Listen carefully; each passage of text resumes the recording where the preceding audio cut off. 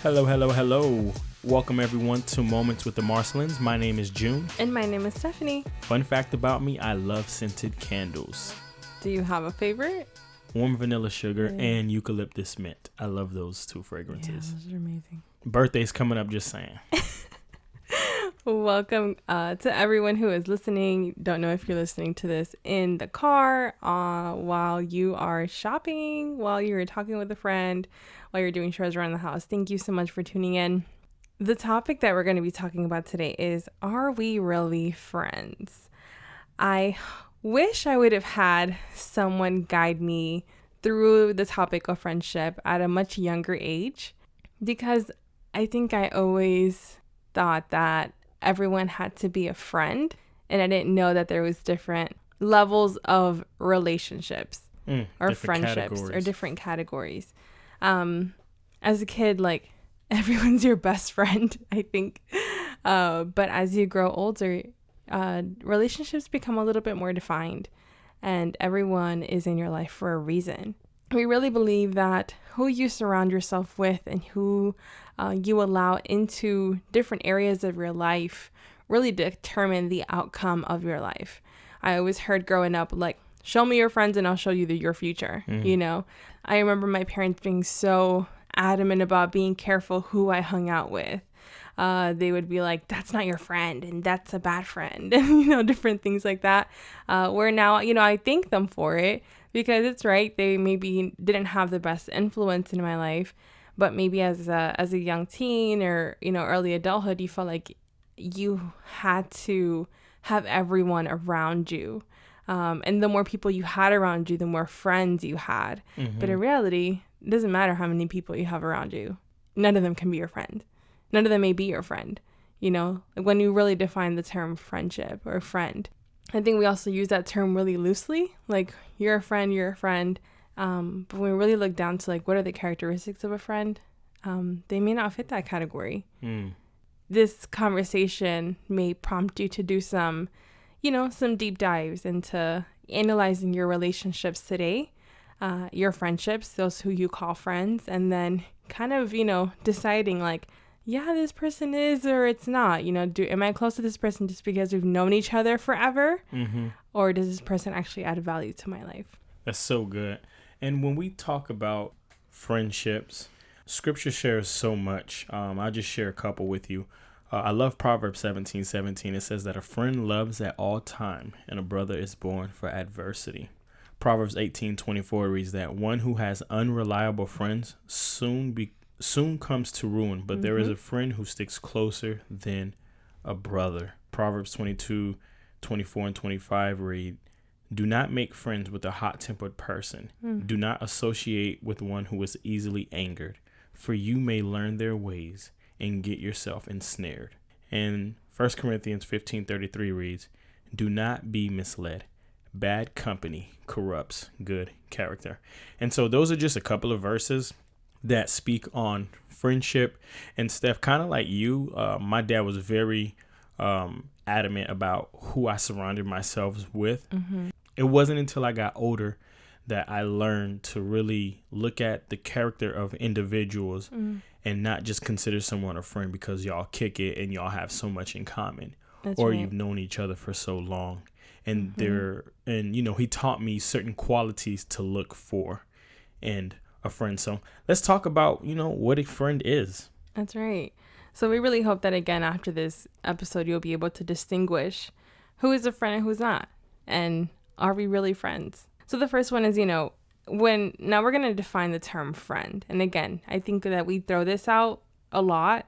But when we really begin to look at it, we may have a few, just a few of these individuals around our lives. So the first one is their character. Are these individuals, known to have unshakable character? Are they individuals who are integral? Do they have integrity inside and outside of their realms? Are they someone who is potentially jealous of me or, my success, or just, my accomplishments and what God is doing in my life, do they have low self-esteem and therefore try to push that on you or on, or on those around you? Does this person known to have or to be deceitful in certain things? Can they be, again, clear and not lie and mislead and misrepresent who they are? I think it's important to look at these characteristics because why would I want to place my life in the hands of someone whose character is inconsistent? If I have to worry about the fact that you might mislead me into something, then you're not a friend. Right. I shouldn't have to worry about that as a friend, because then if I know that you've done it to someone else, what are the chances of that happening to me? Yeah. I think Maya Angelou has a quote where she says, when people show you who they are, believe them. Mm-hmm. And I think sometimes that we take that for granted, that when someone does something, we tend to overlook it. Now, to distinguish, no one individual is perfect. Absolutely. So you don't want to cut someone off for having a bad day. Mm-hmm. And we'll touch on that a little bit later. But, when you see something consistent in someone's character and something that they continue to do that may be a potential red flag, pay attention to that and really assess, is this person a friend? Absolutely. The second one is unconditional love. Does this person honestly show unconditional love? And what I mean by that is, like, can you handle me at my best and worst without changing on me? Because there may be individuals that can deal with and handle your gifts, but they can't deal with and handle your dirt. But a friend can handle both. So good. And if you, as when you're kind of thinking about your own friends, do you have those people that take your dirt and completely disregard your gifts? Everyone has something that you are dealing with, whether it be a trauma, whether it be, life just happens. You know what I mean? Imagine now, today, we're living in unprecedented times that we've never lived in before. Can you handle me at my best and at my worst and still love me anyway and not change on me? Mm-hmm. And something that's interesting to tag along to what you're saying, can you handle me at my best? Because sometimes people can deal with you at your worst, but the moment you start getting out of that traumatic event, or you start getting out of that dark place and area in your life, and you start doing better for yourself, does that person change around you? Is the commonality that you do that you two have in common toxic or trauma? Yeah. Is that the foundation of your friendship? The fact that they're in pain and you are in pain, because the saying goes, misery loves company. So be aware of those who respond to your success or whenever you get from out of your dark place, because if they treat you differently when you start doing better for yourself, chances are this individual, unfortunately, does not belong in that friend category. That's so good. The other one is unconstrained honesty. So we should be able to, at least within our group of friends, and again, I'm using that term friend very intentional, we should be able to be our true authentic self. And that person should also feel like they can be their true self. So they can accept me, and therefore I can then accept the truth and the honesty that they tell me. An honest friend would honestly rather hurt your feelings than hurt my life and not tell me and not disregard how I may feel. So again, a true friend will sit down and tell you, hey, you might not want to hear this, but I have to tell you anyway because I care for your life. Right. I care for your outcome. I care for where you're going. I care for the calling that God has for you. I do not think that is the best decision. That person that you're bringing in close may have bad intentions. I saw this that that was on your computer. What's going on? And therefore they bring forth that honesty because, again, they are more concerned about your life outcome than your current moment and your current feelings. Yeah, and it's one of those things, like, I know I've had conversations with friends of mine or, vice versa. And it's like, I'd rather hurt your feelings so you can get the truth. And I'm going to tell you it in love. And that's something that, I had to learn to do to say things in love. And, I feel like I've come a long way, but I rather, tell you something in truth to hurt your feelings than for me to remain silent on something and watch you destroy your life. And right. I would hope, whoever you consider a friend would want the same for you. That's right. Because I know I have friends that'll tell me, and they won't let me just self-destruct. And they'll tell me, yo, you out of line. Mm-hmm. And, sometimes it may, come off like, dang, like, really? Yeah, because how much hurtful. I know I've been in situations that like friends saw and knew something, but they did not tell me.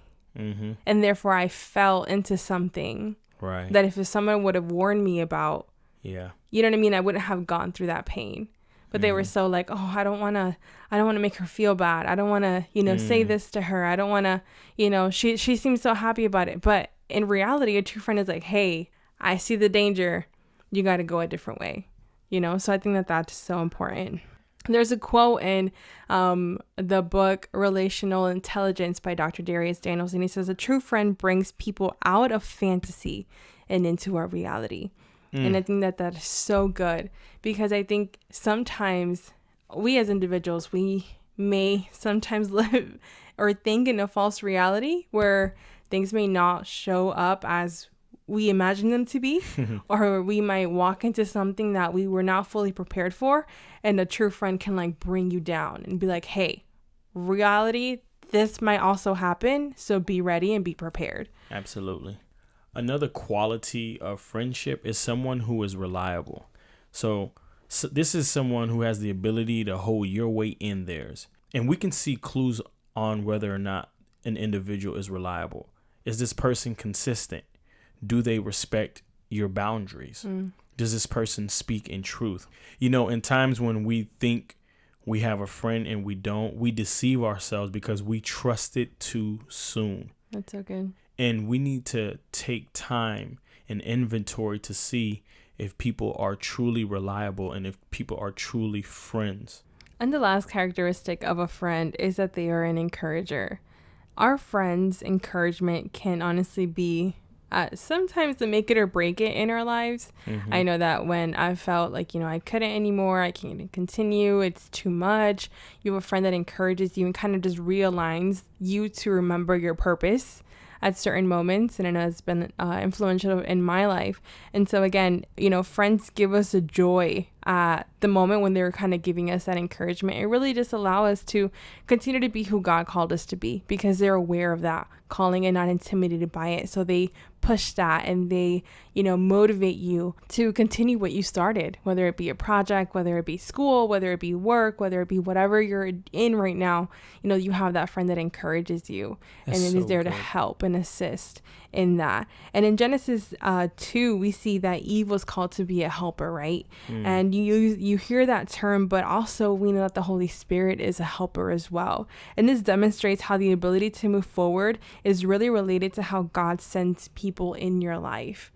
They are there to help you along the journey. They're there to motivate you and encourage you to do what God has called you to do, and for you to be all that God has called you to be. You're probably listening right now. You're thinking of individuals you thought were friends, but they don't necessarily have these qualities that we just touched on. Mm-hmm. And I want to let you know that's okay, because there's different categories for different people. Mm-hmm. Jesus himself had many followers. That's right. He had 12 disciples, but you know what? He had an inner 3. Yeah. And so just because these people were around him all the time didn't necessarily place them in the friend category. That's right. And you might have people that you work with that you spend 40 to 50, 60 hours a week in work. That doesn't necessarily mean that individual is a friend. That's because they're always around you. Yeah. You might have known someone since you were little. That doesn't mean you're friends because of the length of time that you know each other. Yeah. I think that there is a weight and a responsibility to the term friend that not everyone can handle and should handle. Because the word friend allows you a level of access where there is true investment that's reciprocated. And sometimes that's not going to happen with every person that comes in contact within our life. I'm allowing you as a friend to come into like the deepest areas of my life, my fears, my thoughts, my my wishes, my dreams, my calling, and all these different things that other individuals, again, may not be able to carry. And that's okay. Like, there's nothing wrong with that. And therefore, there's other categories that individuals may fall in within our lives. And the second category is an associate. Let's talk about it. An associate can be a person who you may be around periodically, or every once in a while. There's some type of consistency with where you see this person, but there hasn't been enough time, maybe not enough interest or desire to kind of develop a friendship. And again, that is okay. It could be because there isn't much chemistry there between you and the other person, or there may not be mutual interests that you all share. Therefore, again, that person is in an associate area. Or it may be that you've seen some lack of inconsistencies within their character, and you're kind of just, kind of just like on the fence a little bit because you don't know if it's a safe ground to walk on. And again, that is okay. If you're ever kind of thinking of a person like, okay, is this person an associate or is this person a friend? I think there's 2 questions that you should ask yourself. First, do you trust this person? Do you trust your life to this person? The second one is, do you see any character flaws that are not good for you and your health? And what I mean by health is, emotionally healthy, Yes. spiritually. Yeah. Because again, if you answer yes to these 2 things, maybe this person can potentially be a friend with time. But if you answer no to these things, this person should be an associate or should be under that category of an associate. So this is the category that I don't think we talk about enough, because everyone, again, you may have been brought up that like everyone has to be your friend and you have to be okay with everyone and be pleasing to everyone and everyone has to be good to you. But in regards to being a friend and being an associate, you invest differently in these 2 types of relationships. Unlike friends, you're not going to make the same type of sacrifices that you do to an associate. Those of us who make the mistake of investing the same level of time, of, emotions, of feelings to associate, we may suffer from the disease to please, because we feel like we have to, be okay with everyone. And in reality, you're not going to be okay with everyone. Sometimes maybe you may even feel guilty, or have unrealistic expectations on other individuals. And sometimes you can't even say no. And I think that that's a really dangerous place to be. Yeah, absolutely. And one of those things too is that when you confuse people in their categories, you open up yourself for frustration, and disappointment. But as a believer, you may say, aren't we supposed to love everyone? Yes, we are. What about agape love? Yes, absolutely. But actually, agape love and the word love is more of a verb than an actual feeling. And so what that means is that basically it has nothing to do with how you feel. It has more to do with you understanding and making a decision for what is the best interest for those around you. So it's not like, oh, I'm going to, I feel all this love, so I'm going to, love everyone and allow everyone in. It has more like, what is the best decision for everyone around us, to ultimately have the best outcome for our lives. That's good. And it's important that we protect our energy. Self-care is not selfishness, but it's stewardship. That's so good.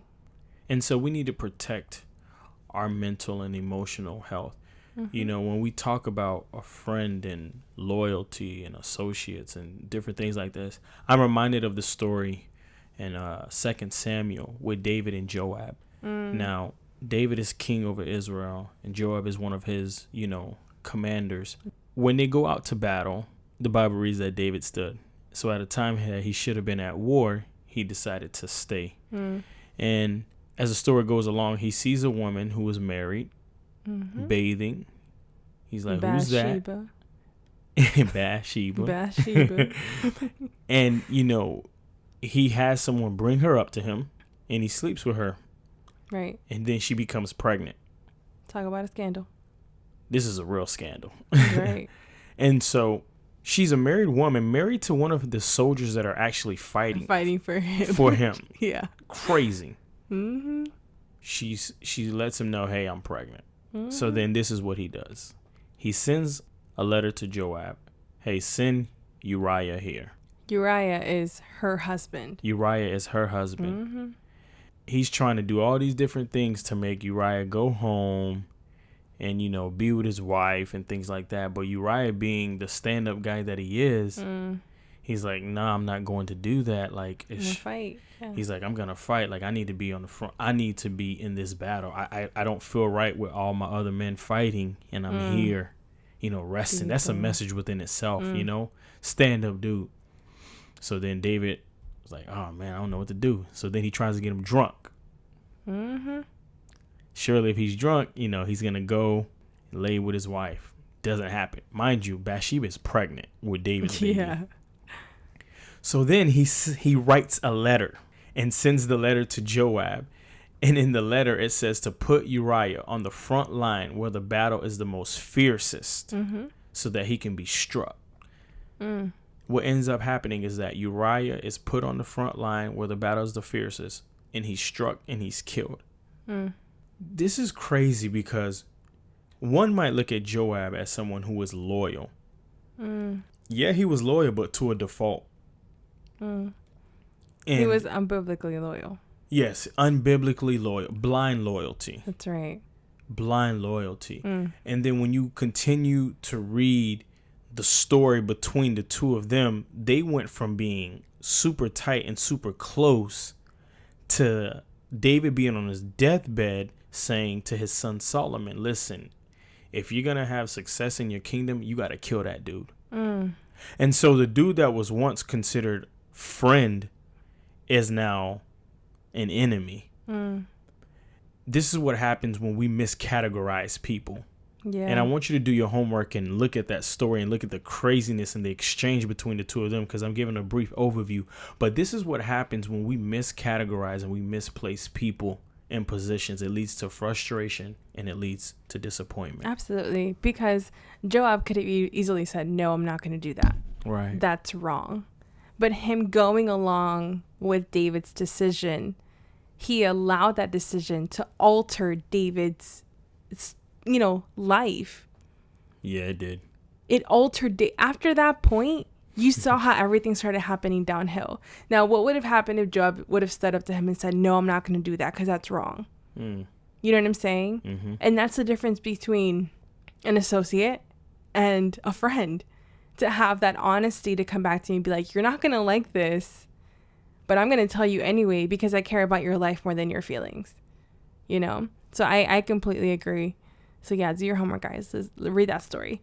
But in regards to, anyone who honestly would be okay to do harm and disregard you for an opportunity is not a friend. Another story like this is Judas. Judas was confronted with an opportunity to betray Jesus. And again, loyalty is not tested until an opportunity arises. Right. And Judas betrayed Jesus. Yeah. He wasn't one of his three, but he was in his circle, but he wasn't a friend. What's crazy is that Judas wasn't the only one who betrayed Jesus. Like Peter did as well. He denied him 3 times. When they came to arrest Jesus, the disciples scattered.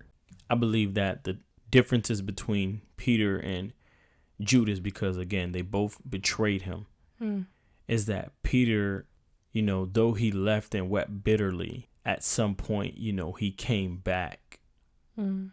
Judas, feeling the weight that he felt with what he did, he couldn't contain it. Yeah. And so he chose to take matters into his own hands. Yeah. And take his life. I truly believe if Judas would have came back to Jesus and been like, I'm sorry. Forgive me. Forgive me. His story could have continued. But because he chose to take matters into his own hands, we see where it ended. Yeah. And Peter, who denied him and cursed him, goes on to write books in the Bible, goes on to speak to thousands, goes on to heal and continue his ministry. His ministry, because he had a bad day.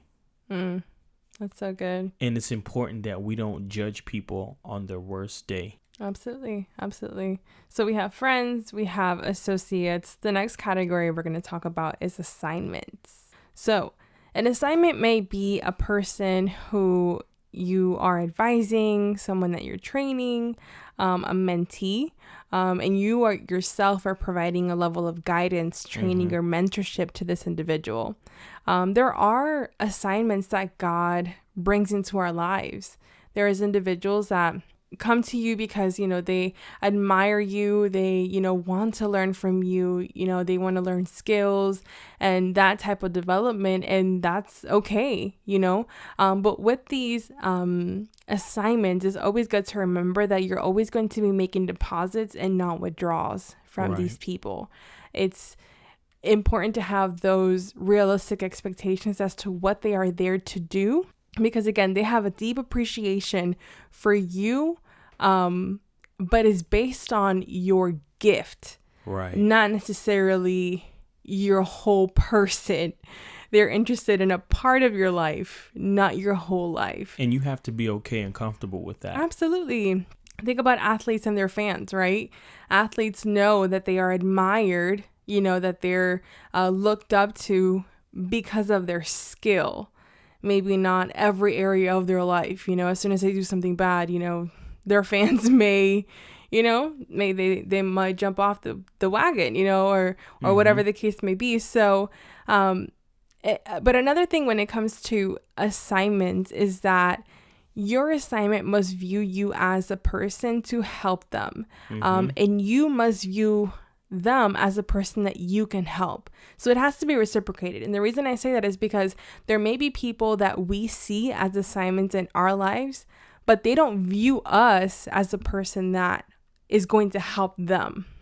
That's so good. Like, I know people who need some help, right? You know people that need some help in their life. Yeah. But they're not going to take that help from us. Yes. Maybe because of proximity, maybe because they don't see that in us. And that is okay. Like, there's absolutely nothing wrong with that. Yeah, you're not called to help everyone. Exactly. But I know there are some people that are carrying that weight that because they're around us or around me, it's my responsibility to help them.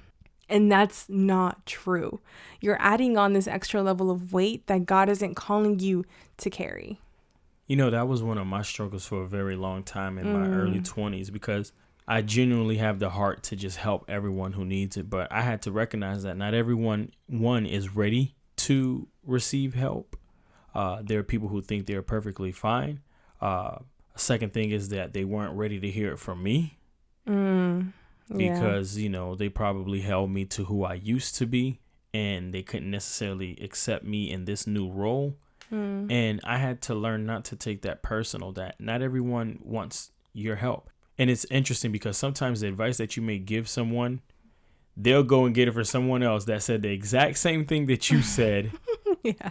And you just gotta be quiet and smile and be like, well, I'm glad you got that. I'm glad that you got good. that. Like, I've only been telling you for the past 3 years, but Seriously. I'm so excited that you finally had Understood. an epiphany. Yeah. And so you gotta learn to put your ego and put your pride aside. And I think oftentimes, especially for us being pastors, that sometimes we have this Messiah complex that we just want to save everyone and save the world. And it's like, no. Sometimes the best thing you do is give someone over to God, pray for them. That's right. And that's all you can do. Yeah. And that is okay. Yeah, absolutely. So again, it's not your responsibility that just because someone is around you that you need to help them. And just because they're around you doesn't mean that they're your assignment. There may not be your assignment. And the best thing you can do in those situations is give them up to God. God loves them and cares about them more than you do. Trust me. The final category that we have is what we call advisors. And so these are people who are mentors. They offer guidance in specific areas of our lives. Usually it's for a limited amount of time. So we can also sometimes have professional advisors in our career fields. We also may have spiritual advisors, and these are the people we allow to pour into us, to give us insight, to give us wisdom and direction. And so it's important and it's crucial that we recognize the advisors that God has sent to us and not confuse them with any other relational type of categories. Right. That is very key, and that is very important. And so having an advisor means that, you, the assignment, are able to receive the benefit of that advisor's experience, their education, their exposure without paying the price the advisor had to pay. That's good. That's just like, So hey, good. I lived through it. So here are the notes that I took along my pain journey. You know, that's so good. It also means that the assignment, which is you and I, you know, is the beneficiary of not just the price, but the pain of the person. And the assignment gets the lesson again without the pain. Proverbs 11:14 says that in the abundance of counselors, there is safety and there is wisdom. I love this analogy that Dr. Darius uses in the book. And he says that, you know, when we have advisors, they serve as people who covers us. They serve as coverings. Yeah. And then he uses this analogy, a lid versus an umbrella. See, a lid, it covers, like if you think about a lid in a water bottle lid, yes, it covers, but it also contains and it's limited. And as an advisor, you're never supposed to limit the growth of your assignment. And then he also uses the umbrella, which covers, but it also keeps us from being exposed to things unnecessarily. Umbrellas, they literally take the hit so that you and I don't have to. That's so good. And so that's important that we understand the difference between a lid and an umbrella. And it's not to say that we as assignments are not ever going to go through our own or go through challenges, because we will. But when we have a mentor, when we have advisors in our lives to show us areas that we don't necessarily have to go through, let me learn from your mistakes so I don't have to make that mistake. Let me be the beneficiary of what you had to go through. And so I'm thankful for the advisors that we have in our lives, because they've been such a key part in our development, our growth, in our marriage. And it's important to understand that the mentee seeks the mentor. Yeah. The mentee seeks the mentor. If you're looking for someone to pour into you, if you're looking for someone to invest in you, you need to be the one calling them up. You need to be the one, you know, reaching out to them on a consistent basis until they answer you. So, because sometimes people are like, oh, I want a mentor. I want you to mentor me. Well, what does that look like? Mentor may not necessarily be you around this person 24 hours, 7 days a week. You know, that mentorship looks different for everyone. And so when you seek out a mentor, make sure to be open to different scenarios of what that might look like, so you don't sound like you're entitled. And so that's important to understand. Absolutely. So with these 4 different levels of categories, such as friendships, associates, assignments, and advisors, is important to have a level of awareness as to where individuals are in our lives and what area do they fall in. So I hope that this, you know, challenges you and enriches your life to kind of do that self-evaluation during, you know, in your relationships today. Such a great conversation. Absolutely. Let's just go ahead and stop right there. We'll continue this conversation in our next episode. Thank you again for tuning in. Make sure that you are subscribed, that you share with a friend, and leave a review. Make sure to follow us on all of our social media platforms. Take care. God bless. And much love.